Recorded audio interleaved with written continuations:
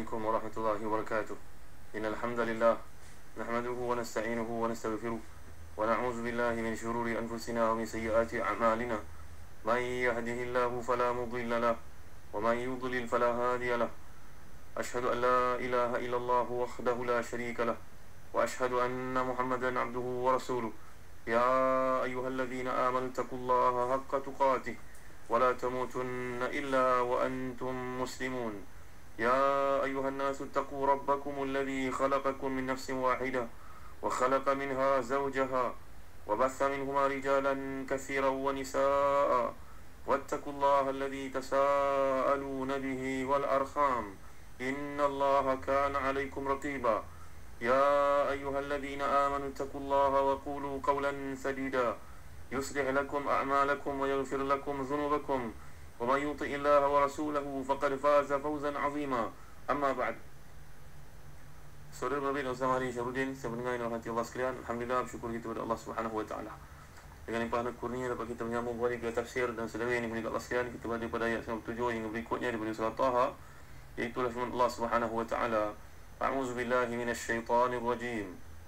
Qala fadhhab fa inna laka fil hayati an taqula la misas wa inna laka maw'idan lan tukhlafa wanzur ila ilahika alladhi dhalta alayhi 'akifa lanuharriqannahu thumma lanansifannahu fil yammi nasfa innama ilahukumullahu alladhi la ilaha illa hu wasi'a kulla shay'in 'ilma. Sadaqallahul 'azim. Musa berkata, pergilah engkau, maka sungguhnya dalam kehidupan di dunia engkau hanya dapat mengatakan janganlah menyentuh aku, dan engkau pasti mendapat hukuman yang telah dijanjikan di akhirat dan tidak dapat engkau hindari. Dan lihatlah sembahanmu itu yang kau tetap menyembahnya, kami pasti akan membakarnya, kemudian sungguh kami akan menghamburkan abunya ke laut berserakan. Sesungguhnya Rabbmu hanyalah Allah, tidak ada ilah selain dia, pengetahuannya meliputi segala sesuatu. Para pendengar yang dirahmati dan dikasihi sekalian, jadi dalam ayat ini bila Musa telah mempasti bahawa Samiri telah menggunakan kesempatan untuk memperdayakan Bani Israel dengan mengatakan bahawa ini merupakan Tuhan kamu, yang Musa telah pun lupa untuk mengambilnya, untuk menyembahnya, untuk mengajak kamu menyembahnya. Kini Nabi Musa telah mengenakan kepadanya tindakan doa Nabi Musa dan hukuman yang Allah kenakan kepada Samiri.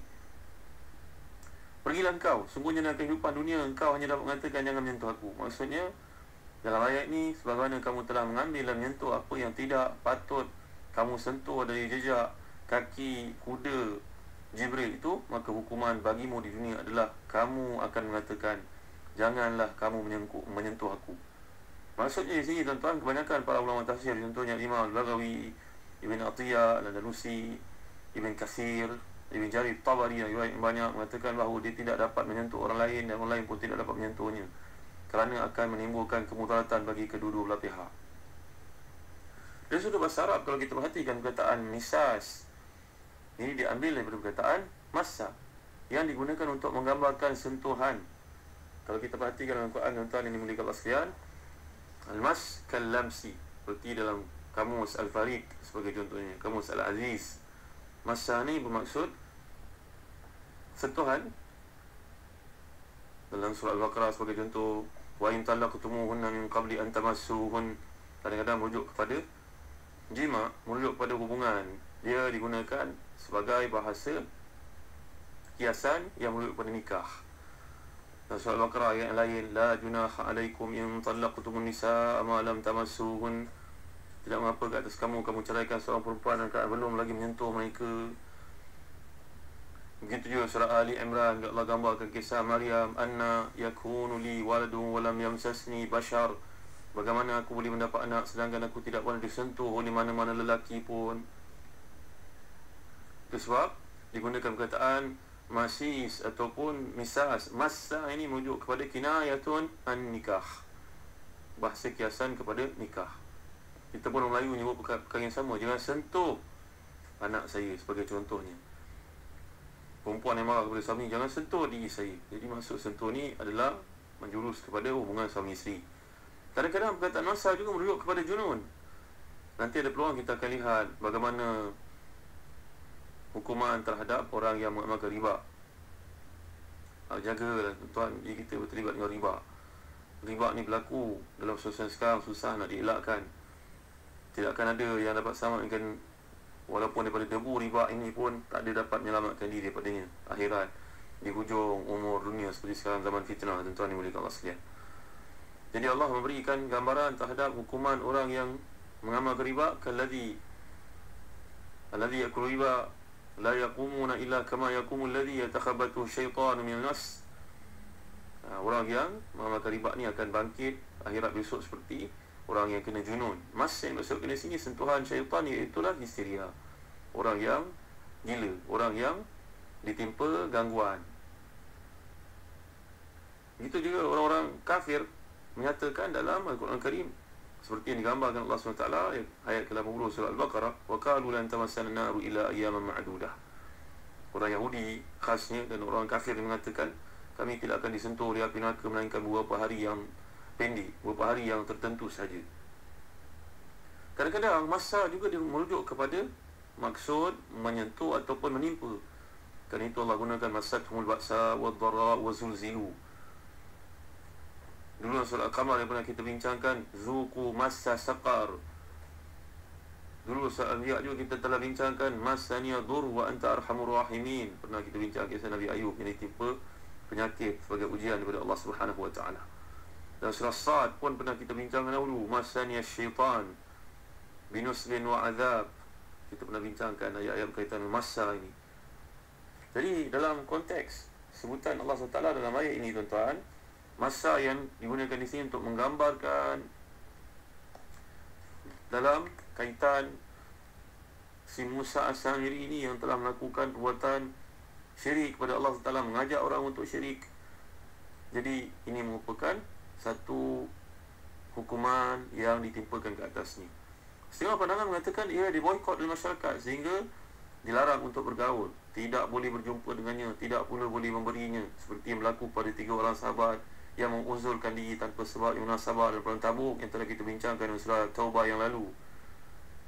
Ada juga yang memahami di kalangan para ulama tafsir ini, contohnya Imam Al-Baghawi, ayat ini merujuk kepada engkau wahai Samiri akan mengalami kehinaan sehingga tidak ada seorang pun yang akan mendekatimu dan seorang pun tidak akan suka kepadamu. Ada pula yang mengatakan di sini maksudnya doa kebinasaan ke atas Samiri.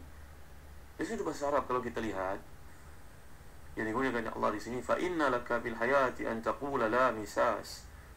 Ada 2 teknik uslub berbahasa dengan seorang mukhatab. Kalau kita sebut laka, biasanya merujukkan kepada satu yang positif. Dulu kita pernah belajar perkataan sebagai contohnya doaun lahu, mendoakan kebaikan baginya. Tapi kalau doaun alaihi, ala ni biasanya merujuk kepada negatif. Tapi mengapa pula Allah menggunakan ayat di sini fa inna laka fil hayati an taqula la misas? Bagi kamu seolah-olah macam baik di dunia ni kamu tidak boleh bersentuhan dengan orang lain, tidak boleh mendekati orang lain, dalam 2 tafsiran berbeza. Jadi di sini adalah satu penggunaan yang ada dalam Quran yang merujuk kepada al-madhu, walakin makna dzam. Yang wujud di sini seolah macam pujian positif, tapi sebenarnya mengandungi makna celaan, cemohan. Serupalah dengan ayat Allah SWT bila menggambarkan tentang orang-orang kafir yang akan dihukum, fabashirhum bi'adzabin alim. Berilah berita gembira kepada mereka, ingatkan baik, rupanya beri berita gembira kepada mereka terhadap seksa yang pedih yang akan menanti. Ini satu teknik bahasa dari psikologinya biasa digunakan untuk menambah lagi kejian atau cemohan terhadap sesuatu individu itu. Para pendengar dirahmati dan dikasihi Allah sekalian. Jadi ada berbagai tafsiran di sini mengatakan sama ada ditimpa penyakit yang menyebabkan demam yang berpanjangan, kalau orang mendekatinya pun memadai untuk menyebabkan dia pun ditimpa penyakit yang sama. Ataupun pandangan kedua mengatakan bahawa tidak ada interaksi antara dia dengan orang lain sehingga dia dipulaukan, dan pandangan ketiga mengatakan dia telah ditimpa kehinaan sehingga menyebabkan orang jadi benci dan meluat kepadanya. Dulu kita pernah lihat pandangan Ibn Abbas radhiyallahu anhu bahawa melakukan maksiat ni, tuan-tuan, memang menyebabkan banyak hukuman pada seorang. Muka menjadi gelap, hati menjadi hitam, kehidupan menjadi sempit, rezeki menjadi jauh, dan dibenci oleh orang ramai, kan tuan-tuan? Orang melakukan dosa ni, maksiat, mukanya akan hilang nur, tuan-tuan. Sebaliknya orang melakukan ketaatan kepada Allah SWT, Allah akan beri pada wajahnya nur, Allah beri pada hatinya terang, mudah untuk mengingat. Melakukan dosa menghilangkan ilmu, tuan-tuan. Ramai orang bertanya, kenapa ilmu boleh hilang, kenapa hafazan jadi kurang? Jawapannya kerana melakukan dosa. Itulah jawapan guru kepada Imam Syafi'i, iaitu Imam Waqi'. Syakawtu ila waqi'in an su'i hifzi farshadani ila tarikil ma'asi wa anba'ani bi anal ilma nurun wa nurullahi la yuhda li'asi. Aku mengadu pada Waqi' tentang ingatanku, lalu dia telah menjelaskan, jauhilah maksiat, kerana maksiat itu menyebabkan hatimu gelap. Kerana hati yang gelap tidak diberi nur oleh Allah Subhanahu wa taala, tidak diberikan kepada orang yang melakukan maksiat. Hatinya akan hilang nur, lalu lupalah dia kepada ilmu. Tuan-tuan yang mulia sekalian, antara sebab Allah cinta dengan kita dan sekaligus menyebabkan makhluk cinta dengan kita, kerana bila Allah telah cinta kepada kita, Allah akan wahyukan kepada semua makhluk untuk cinta kepada kita. Langit yang berlapis-lapis tu dihuni oleh berbagai makhluk Allah sebenarnya, tuan-tuan. Seperti yang kita ketahui, Nabi Muhammad SAW sendiri telah bertemu dengan Nabi Ibrahim pada langit yang ke-7 sebagai contoh. Nabi Musa, Nabi Isa, dengan beza-beza riwayat seperti yang ada dalam surah Al-Isra', kisah Isra' dan juga Mi'raj Nabi Muhammad SAW. Maka Allah akan wahyukan kepada semua makhluk langit untuk cinta kepada seorang itu. Dan bila Allah cinta kepada seorang itu, makhluknya telah diilhamkan untuk cinta kepada seseorang yang dimaksudkan itu. Makhluk langit mencintai, makhluk di bumi pun cinta kepadanya. Maka rebutlah cinta Allah, tuan-tuan. Bukannya cinta manusia yang bersifat nisfi, separuh-separuh. Kita bagi dia duit, dia cinta pada kita. Kita buat baik pada dia, cinta pada kita. Kemudian lupa nak membalas pula apa yang kita pernah buat dahulu. Maka rebutlah cinta Allah, tuan-tuan. Antara perkara yang disebut Ibn Qayyim dalam bab yang menarik cintanya Allah kepada kita, juga disebut oleh Imam Nawawi dalam himpunan hadis Riyadhus Salihin, pada bab menceritakan tentang mahabbatullah, mahabbatillah, cintanya Allah kepada seorang.